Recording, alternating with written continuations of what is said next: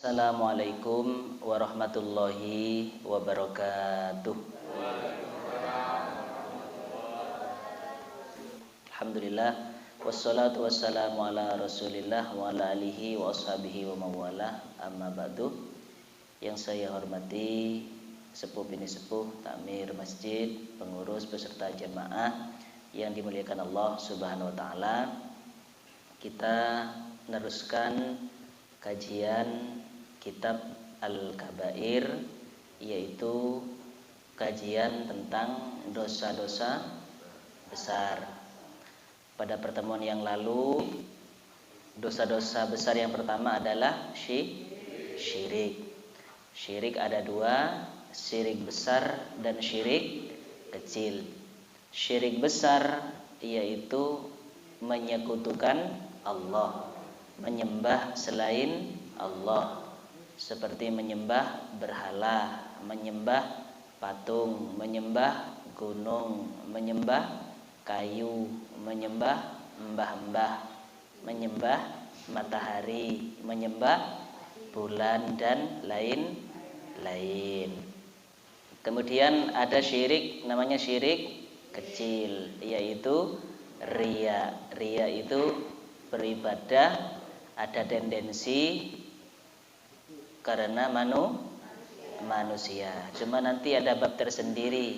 Riya itu ada bab dosa besar tersendiri. Kemudian yang kedua, dosa-dosa besar itu adalah membunuh orang lain. Jadi membunuh, menghilangkan nyawa seseorang itu termasuk dosa besar. Kemudian selanjutnya yang ketiga adalah sihir. Jadi orang yang punya sihir kalau enggak segera bertaubat, maka dia dosa besar. Yang keempat, meninggalkan sholat. Hati-hati, ini kita ingatkan pada keluarga kita, jangan sampai meninggalkan sholat. Anak kita umur 7 tahun kita belajari sholat. Umur 10 tahun kok enggak sholat, maka diceples, okay? Dipukul dengan pukulan mendidik, bukan memukul yang menyakitkan. Seperti memukul wajah ini tidak boleh. Jadi pukulan untuk mendidik saja. Cuman sekarang itu ibu bapak memukul itu kurang efektif. Yang efektif itu saat ini adalah orang usah dicekeli HP, ya. Diancam, le enggak sholat gak tak selangi HP, pasti itu sholat itu, ya. Jadi sekarang ngancamnya enggak usah pakai pukul, diancam saja, jangan dipinjami HP, dijamin manjur itu para hadirin. Yang nomor 5 yaitu tidak mengeluarkan zakat.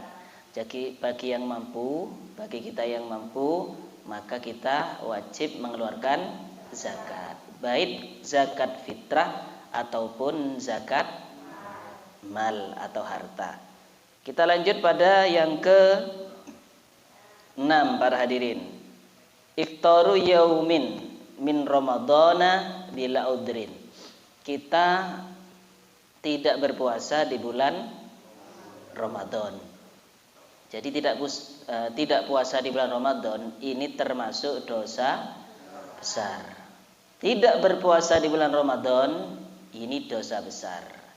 Boleh kita tidak berpuasa yaitu malam hari para hadirin, okay? Okay. Boleh tidak berpuasa yaitu di malam hari. Kemudian juga boleh tidak berpuasa bagi pekerja kalau pekerjanya malam. Kalau kerjanya siang ya tetap harus berpuasa. Ini hiburan saja biar enggak ngantuk, ya. Jadi tidak berpuasa termasuk dosa besar. Yang ketujuh, tarkul haji ma'al qudrati alaihi. Mampu haji tapi tidak mau nabung haji. Patokannya haji itu gampang. Pokok iso ngredit sepeda telu umpamane nggih. Bisa kredit 3 sepeda motor. Itu berarti bisa nabung haji, nggih. Pokoknya kita itu harus nabung haji para hadirin. Ketika kita mampu ada tabungan ya intinya punya tabungan, entah itu di ATM, entah di dalam lemari atau di bawah bantal, nggih. Pokok punya tabungan, maka kita harus menabung untuk haji. Ini penting para hadirin. Entah kapan berangkatnya wallahu alam, yang penting kita sudah nabung haji. Kalau kita tidak nabung haji sementara kita kuat, maka kita termasuk berdosa besar. Maka kita yang sudah tahu ini, mari kita sisihkan sebagian harta kita untuk ONH, untuk ongkos naik haji. Bagi ibu-ibu, ini sering saya sampaikan, bagi ibu-ibu ini khusus yang belum punya suami, ini ada tip khusus supaya bisa cepat naik haji, nggak pakai antri. Caranya gampang, cari suami Pak Haji. Cari suami Pak Haji, otomatis naik Pak Haji. Bu Haji. Allahumma sholli ala Muhammad. Itu selingan saja. Jadi kalau kita merasa mampu, merasa punya kelebihan, maka sisihkanlah nabung minimal umpamanya satu hari 10 ribu, kan lumayan satu bulan 300 ribu kali berapa tahun, yompo pirang puluh tahun kok itu. Ya pokoknya nabung seperti itu. Maka kalau sudah memenuhi syarat-syarat, maka kita harus segera daftar untuk haji dan umroh. Jadi umroh itu juga wajib. Kalau sekarang mempunyai umroh, maka umroh itu hukumnya wajib. Ini banyak orang tidak tahu. Taunya orang itu umroh itu sunnah. Padahal umroh itu hukumnya wajib para hadirin. Umroh itu hukumnya wajib. Jadi kalau sekarang mempunyai umroh, saya cuma punya uang 30 juta, laduk alias budal umroh. Ngoten nggih. Budal umroh. Masalah haji ya nabung karya. Atau panjenengan boleh pilih. Saya punya uang 30 juta. Mending saya tabungkan untuk haji, langsung mendapatkan porsi. Seperti itu para hadirin. Dosa-dosa besar yang nomor 8 adalah uququl walidaini. Berani kepada kedua orang tua. Berani kepada kedua orang tua. Hati-hati. Kita yang masih punya orang tua kita itu adalah raja kita yang masih hidup para hadirin. Muliakan orang tuamu seperti raja, maka hidup kita pun akan dimuliakan oleh Allah bak seperti raja. Nggak ada ceritanya orang sukses itu durhaka kepada kedua orang tua. Kenapa Mas sampean kok sukses? Iya, karena saya dulu berani pada orang tua. Umpamanya. Nggak ada para hadirin nggih. Kebanyakan kalau durhaka kepada orang tua, jangankan di akhirat, di dunia sudah terlunta. Banyak contohnya. Ini kisah seperti ini bukan film, ini kenyataan para hadirin. Karena ada sebuah riwayat kurang lebihnya seperti ini. Kullu dzunubi yuakhirullahu ma syaa illa yaumil qiyamah illa uququl walidain. Setiap dosa itu bisa saja ditunda sampai hari kiamat. Siksa kita itu pada umumnya ditunggu sampai hari kiamat. Sekarang dosa-dosa terserah. Sekarang maksiat-maksiat terserah. Tapi besok tak bales. Nah, seperti itu kan. Kalau durhaka kepada kedua orang tua, maka siksanya bukan hanya di akhirat, di dunia sudah diperlihatkan oleh Allah Subhanahu wa taala. Intinya enggak ono ceritane orang sukses mergo wani ning wong tua. Kebanyakan kalau berani pada orang tua, hidupnya terlunta-lunta. Kalau enggak percaya, jenengan cari di kampung jenengan. Yang sangat durhaka kepada orang tua, rata-rata uripe Soro. Coba buktikan. Kalau perlu kita sensus sendiri untuk membuktikan ucapan saya. Jenengan sensus. Orang yang sering nyentak-nyentak ke orang tua, maka uripe ora pati barokah. Bener itu. Ojo sampai nyentak para hadirin. Panjenengan suaranya lebih keras saja dari orang tua, itu hukumnya haram. Apalagi nyatru. Masya Allah itu. Niku acur jum ngoten yang niku. Apalagi sampai nyatru para hadirin, Masya Allah. Wong tuane sing lahirno, nggih. Sakit napa sakit, Bu? Golotang let sing jujur. Orang mengandung itu berat atau berat? Taruhannya nyawa atau bukan? Kemudian kalau melahirkan nyawa atau bukan? Sebelum melahirkan, saat mengandung besar, susah atau susah? Tidur miring susah. Tidur meluma nggak iso ambaan. Tidur mengkurep kayak timbangan. Sakit apa sakit, Bu? Kapok napa mboten?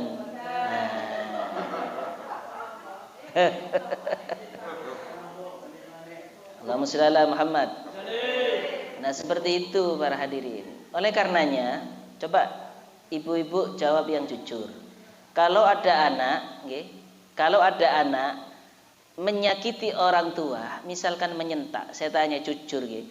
Kira-kira sakitan mana disentak oleh anaknya dengan sakitnya melahirkan? Nah, iya. Masih sakitan rasanya di hati itu saat disentak oleh anak, dihardik oleh anak para hadirin. Kalau melahirkan itu memang sudah kodrati, kapok-kapok lombo, luoro para hadirin, koyo-koyo ora kate meteng meneh. Tapi mari lahir pengin maneh. Itu kan berat taruhannya nyawa. Tapi kalau diukur dengan durhakanya anak, maka tidak ada seberapanya, jauh lebih sakit kalau anak itu menyentak orang tua. Jadi anak-anak, selagi masih ada orang tua, muliakan orang tua. Jangan nanti kalau sudah tidak ada, baru sadar. Jangan para hadirin, muliakanlah orang tua. Karena menghardik durhaka kepada orang tua, maka itu termasuk dosa-dosa besar. Jadi di sini saya tidak menyebut dalil-dalil, tidak. Karena ini sudah ada kitabnya, sudah pasti ada dalilnya. Kitab segini ini isinya 70 dosa besar para hadirin. Kitab segini tebalnya ini isinya 70 dosa besar. Mungkin kalau ditulis judulnya saja syirik, membunuh, sihir, meninggal sholat, mencegah zakat, tidak puasa siang Ramadan, tidak haji bagi yang mampu, berani pada orang tua, mungkin hanya satu folio. Tapi ini sudah berisi dengan dalilnya. Jadi nggak perlu saya sampaikan dalilnya, kan kesuwen jenengan ngantuk. Saya teruskan.